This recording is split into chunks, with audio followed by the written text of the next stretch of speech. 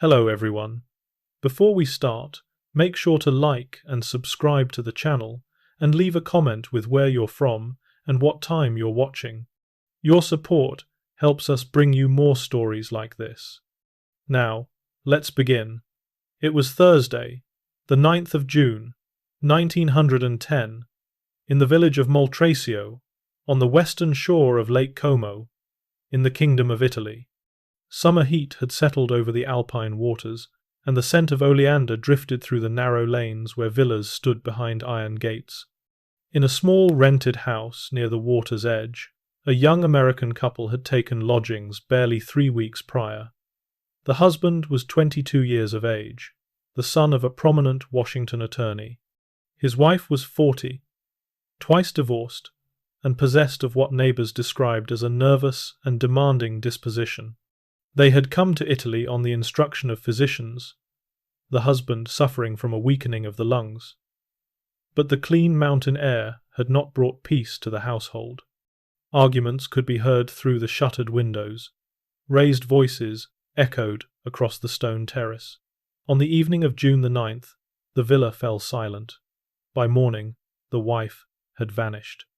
By the afternoon of June the 12th, fishermen would discover what had been hidden beneath the water. What those fishermen pulled from Lake Como would begin an international legal battle that would occupy courts on 2 continents for 5 years. Porter Heywood Charlton had been raised in comfort and respectability. His father, Paul Charlton, had served as a federal judge before accepting appointment as chief legal officer in the War Department Bureau of Insular Affairs, overseeing civil administration of territories acquired following the Spanish-American conflict. The family resided in Washington, where Porter attended school and was known as a diligent, though unremarkable student. Upon completion of his studies, he secured a position as clerk in the National Bank of New York, a respectable situation for a young man of his background. He was described by his employer as mild-mannered and punctual, though possessed of a quick temper when provoked. In February of 1910, Porter was introduced to Mary Scott Castle at a social gathering in Manhattan. She was the daughter of a wealthy San Francisco coal merchant and had spent 2 decades pursuing a career upon the stage. Her first marriage, to a lawyer who would later serve as Assistant United States Attorney, had ended in divorce, her extravagant spending habits proving incompatible with domestic economy. Her second marriage, to an actor named Neville Castle, had similarly dissolved. In August of 1909, she had been arrested for attempting to shoot a third suitor, William Craig, in the Peacock Alley restaurant after he terminated their association. She had been granted bail and received no custodial sentence. She was 40 years of age when she met young Porter Charlton. Within 4 weeks, the pair had travelled to Delaware and married. Judge Charlton did not attend the ceremony. He recognized the situation for what it was, his son infatuated by an older woman of difficult temperament, she seeking financial stability after years of disappointment. Following a brief honeymoon, Porter began to complain of weakness and fatigue. A physician diagnosed the early stages of tuberculosis. Judge Charlton, concerned for his son's health, provided funds and arranged for the couple to travel to Lake Como, where the mountain air was said to benefit consumptive patients. In late May of 1910, Porter and Mary Charlton departed New York by steamship. They would reach the Italian lakes by the first week of June. Only one of them would return. The couple arrived at Lake Como and secured rooms at a respectable hotel overlooking the water. Mary was delighted by the scenery and the society. Porter was preoccupied with his deteriorating health and the rate at which his wife spent the money his father had provided. He had been trained in banking and understood the necessity of economy. Mary had been raised in wealth and viewed financial constraint as a personal insult. She purchased clothing, jewelry, and meals without consideration for their limited funds. When Porter attempted to reason with her, she became angry. The arguments began within days of their arrival. Other guests at the hotel complained of raised voices emanating from the Charltons' rooms. On multiple occasions, porters were summoned regarding disturbances late in the evening. Mary's voice could be heard through the walls, accusing her husband of inadequacy, of failing to provide for her as a gentleman should. Porter's responses were quieter, but no less agitated. By the end of the second week, the hotel manager requested that the couple seek lodgings elsewhere. Their constant quarrels were disturbing other patrons. The Charltons departed the hotel and located a small villa near the village of Moltrasio, set back from the water's edge with a private pier extending into the lake. There were no other guests to overhear them there. The arguments continued. The money dwindled. Mary continued to spend without restraint, perhaps believing that when the funds were exhausted, Judge Charlton would send more. Porter knew otherwise. His father had already expressed disapproval of the marriage and would not be inclined toward generosity. The young man's health was not improving. The fresh air seemed to offer no benefit. He was weak, anxious about finances, increasingly certain he had mistaken infatuation for affection. Mary showed no sympathy for his condition. She accused him of exaggerating his illness to avoid supporting her properly. She compared him unfavorably to her previous husbands. She questioned his manhood, his competence, his worth. On the evening of June the 9th, the arguments reached their conclusion. Porter had been repairing a broken chair with a wooden mallet. Mary began again with her accusations and insults. The young banker, weakened by illness and worn down by constant conflict, reached breaking point. He would later state that his mind left him entirely. He struck his wife 3 times about the head with the mallet. She collapsed and did not rise again. Porter stood over his wife's body in the small villa. Blood had pooled on the stone floor. He placed his fingers to her neck and felt no pulse. Terror overtook him. He believed he would be executed for murder. He was unaware that Italy had abolished capital punishment 21 years prior, in 1889. His only thought was concealment. He must hide what he had done. He emptied Mary's travel chest, a wooden trunk bound with leather straps. He placed her body inside, folding her limbs to fit within the confined space. He gathered heavy stones from the garden and arranged them around and atop the body, filling the remaining space in the chest. He secured the lid and fastened the straps. He waited until darkness fell completely. The lake was still. No boats could be seen upon the water. No lamps burned in neighbouring villas. He dragged the chest across the terrace to the private pier. The weight was considerable. At the end of the pier, he pushed the chest over the edge. It struck the water and sank immediately. He watched until it disappeared entirely beneath the surface. He returned to the villa. He attempted to sleep. By morning, he had formed the remainder of his plan. He would claim his wife had returned to America ahead of him. He would follow separately. No one would question the story. He took a train from Como to the port city of Genoa. He purchased a second-class ticket aboard a steamship bound for New York, using the name Jack Coleman. The ship would not depart for 4 days. He walked the streets of Genoa, unable to rest, certain at every moment that police would apprehend him. On the 4th day, the ship departed. It cleared the Mediterranean and entered the Atlantic. Only then did Porter allow himself to believe he might escape discovery. He had calculated incorrectly. The stones he had placed in the chest were insufficient to keep the body submerged indefinitely. As decomposition progressed, gases formed within the corpse. These gases were lighter than water. On the morning of June the 12th, 3 days after the murder, the chest rose to the surface of Lake Como. Fishermen working near Moltrasio discovered it floating near the shore. They brought it to land and summoned the carabinieri. The Italian police opened the chest. Inside, they found the body of Mary Charlton. A physician was called to examine the remains. The body was removed from the chest and placed upon a table at the municipal mortuary. The doctor observed extensive trauma to the skull. At least 7 distinct blows had been delivered to the head, fracturing the cranium in multiple locations. The weapon appeared to have been heavy and blunt.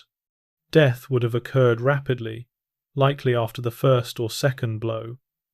The remaining strikes had been delivered to a victim already deceased or unconscious. The body showed signs consistent with 3 days' immersion in fresh water. The deceased was identified through papers found in the villa and through jewellery still worn upon her person. Investigators examined the rented villa. They found bloodstains on the floor of the main room, partially cleaned but still visible. They found a wooden mallet bearing traces of blood and hair. They found evidence of recent departure, clothing left behind, personal effects abandoned. Neighbours were questioned. They reported constant arguments between the American couple. They had heard raised voices on the evening of June the 9th, then silence. They had not seen the wife since that date. They had seen the husband depart alone the following morning, carrying a single valise. Inquiries were made at the Como railway station. A clerk recalled selling a ticket to Genoa to a young American man matching Porter's description. Further inquiries in Genoa located the shipping office where a ticket had been purchased for passage to New York aboard the SS Princess Irene under the name Jack Coleman. A telegram was dispatched to the Italian consulate in New York. The message stated that Porter Heywood Charlton was wanted for the willful murder of his wife Mary, and that he was believed to be aboard the steamship Princess Irene, expected to dock in New York on or about June the 22nd, 1910. If you are finding this case as compelling as we are, please take a moment to like this video and subscribe to our channel. It truly helps us continue researching and sharing these forgotten stories from history. We also read every comment, so let us know your thoughts on this case below. Now, let's continue. The American authorities received the telegram on June the 20th. Detectives from the New York Police Department were dispatched to meet the Princess Irene upon its arrival. When the ship docked on June the 22nd, police boarded before passengers were permitted to disembark. They moved through the passenger manifest, comparing names against the description provided by Italian authorities. They located a passenger listed as Jack Coleman. When confronted, the young man initially denied his identity. A photograph was produced. The resemblance was unmistakable. Porter Heywood Charlton was placed in handcuffs. He was taken to the police station for questioning. Porter was held in custody in New Jersey. After extended interrogation, he was identified definitively by Mary's brother, Captain Henry Scott of San Francisco. Confronted with this identification, Porter requested permission to make a statement. He admitted killing his wife. He described the constant arguments, her excessive spending, her verbal abuse. He stated that he had loved Mary, but that on the evening of June the 9th, he had lost complete control of his faculties and struck her with the mallet. He insisted he had struck her only 3 times, not 7 as the Italian physician had determined. The case presented unusual legal complications. Italy demanded extradition.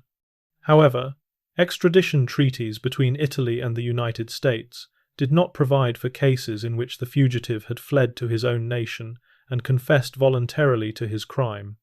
Porter could not be tried in America, as the murder had occurred outside American jurisdiction. Italy insisted he must be returned to face Italian justice. Judge Charlton hired attorneys. They argued that Porter was insane and should be committed to an asylum in New Jersey rather than extradited. A doctor examined the young man and declared him indeed insane. The Italian authorities challenged this diagnosis. Legal proceedings continued for more than 3 years. Porter remained in a New Jersey jail. In December of 1910, the Secretary of State decided to honor Italy's request for extradition. Porter's attorneys appealed. The case reached the United States Supreme Court in February of 1911. The justices deliberated for 2 years before ruling that extradition was lawful. In August of 1913, Porter Heywood Charlton was placed aboard a steamship and returned to Italy.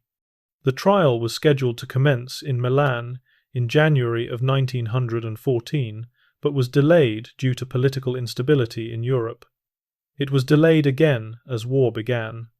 The trial finally commenced in October of 1915.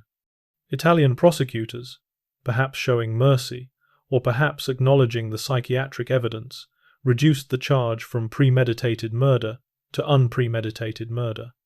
After brief proceedings, Porter was convicted. He was sentenced to 6 years and 8 months imprisonment. However, he had already served 5 years while held in America and Italy awaiting trial. Taking this into account, he was released from custody 29 days after his conviction. He departed Italy immediately and arrived in New York aboard the SS America in January of 1916. He was a free man. The newspapers had followed the case with considerable interest.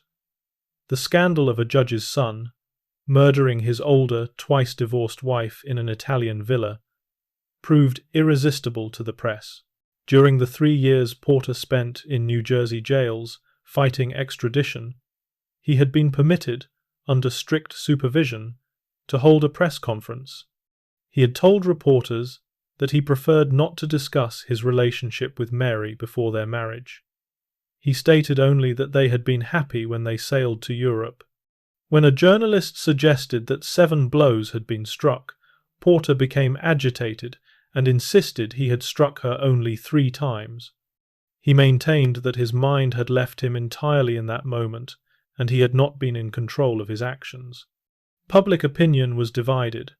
Some viewed Porter as a victim of an older woman's manipulation, a naive young man driven to madness by constant torment.